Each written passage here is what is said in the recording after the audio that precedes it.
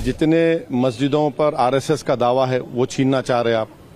जितने दरगाहों पर right wing Hindutva organisation का दावा है, जैसा अपने मुंबई में हाजी मलंग की दरगाह है, छीनना चाह रहे। कोई मुसलमान अगर अपनी औलाद के लिए वक्फ कर रहा है तो इनके पेट में दर्द क्यों हो रहा है? हिंदू एंडोमेंट बोर्ड में इजाजत है इसकी।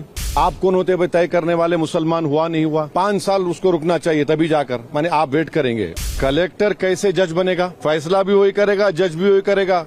आप मिसालें दे रहे हैं। ये सुनेरी बाग की मस्जिद का अगर डॉक्यूमेंटेशन लॉ कहां से लाएंगे बताइए।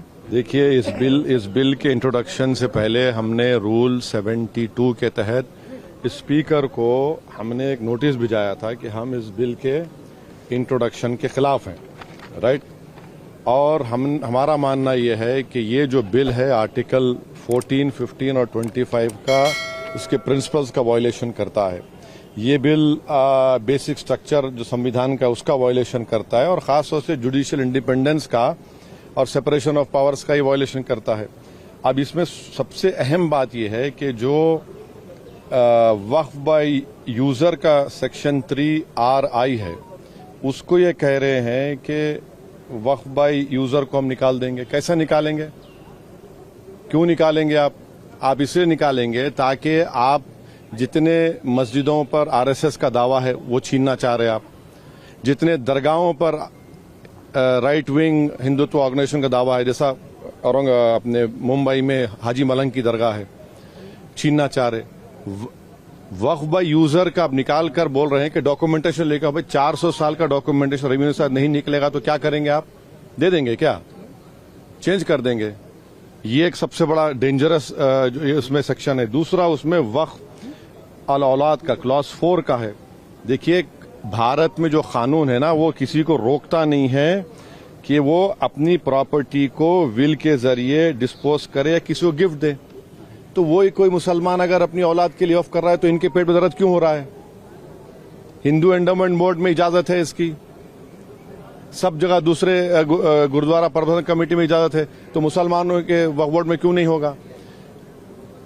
5वीं बात यह है कि इसमें आप ये कह रहे हैं कि मुसलमान जो 5 साल उसके हो गए इस्लाम कबूल करके तभी वक्फ करेगा। ये फ्रीडम ऑफ रिलीजन का ग्रेव वायलेशन है। अच्छा, दूसरे रिलीजन को मानने वालों के लिए ऐसा कानून है? नहीं है। और आप कौन होते हुए तय करने वाले मुसलमान हुआ नहीं हुआ? 5 साल उसको रुकना चाहिए तभी जाकर, माने आप वेट करेंगे हैं।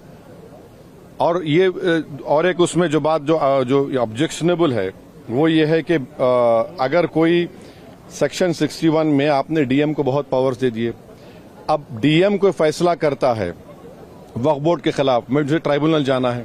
अब ट्राइब्यूनल पहले क्या था? एक जज था, डिस्ट्रिक्ट जज, सीनियर सीजे अपॉइंट, और 2 लोग थे। अब कह रहे हैं कि ट्राइब्यूनल में 2 लोग होंगे, रिटायर्ड डिस्ट्रिक्ट जज और एक ऑफिसर होगा। क्या होगा वो? ज्वाइंट सेक्रेटरी रैंक का। कोई ज्वाइंट सेक्रेटरी रैंक का ऑफिसर बैठकर रिटायर्ड कलेक्टर के खिलाफ ऑर्डर देगा? तो ये खुद अच्छा, और एक बात, कलेक्टर कैसे जज बनेगा? फैसला भी वही करेगा, जज भी वही करेगा। ये प्रिंसिपल नेचुरल जस्टिस के खिलाफ है। तो इसमें कई सेक्शंस हैं जो खतरनाक है, कई जो वक्फ बोर्ड के फेवर में नहीं है, वक्फ को खत्म करना चाहते हैं। तो सरकार की दलील ये है कि सब दलील झूठी है। जो कि वक्फ बोर्ड एक वो जो बोल रहे हैं ना, वो गांव डिक्लेयर कौन किया? वो बताएं देश को। वो गांव डिक्लेयर अगर हुआ है तो वक्फ बोर्ड पे नहीं बोलने पे नहीं हुआ है। इसलिए हुआ है कि सर्वे कमिश्नर की रिपोर्ट आई, उसके बाद गजीट इशू हुआ, और गजीट के लिए 1 साल का टाइम मुसलमानों के लिए, नॉन मुस्लिम के लिए कभी भी टाइम है। आप उसको ऑब्जेक्ट करिए ना। हैदराबाद में भी ऐसे के प्रॉपर्टीज थे जिनको गजीट के बाद भी कोर्ट ने ओवररूल किया। आप मिसालें दे रहे हैं। ये सुनेरी बाग की मस्जिद का अगर डॉक्यूमेंटेशन लॉ कहां से लाएंगे बताइए।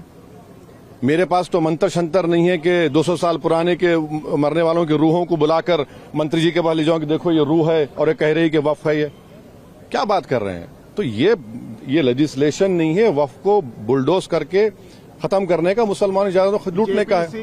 को गया है, आप लोग विरोध कर रहे थे, आपको लगता है कि जेपीसी से ये अभी इतना जल्दी बोलना गलत होगा। जेपीसी का भी स्पीकर साहब उसको बनाएंगे, क्या होगा देखते हैं।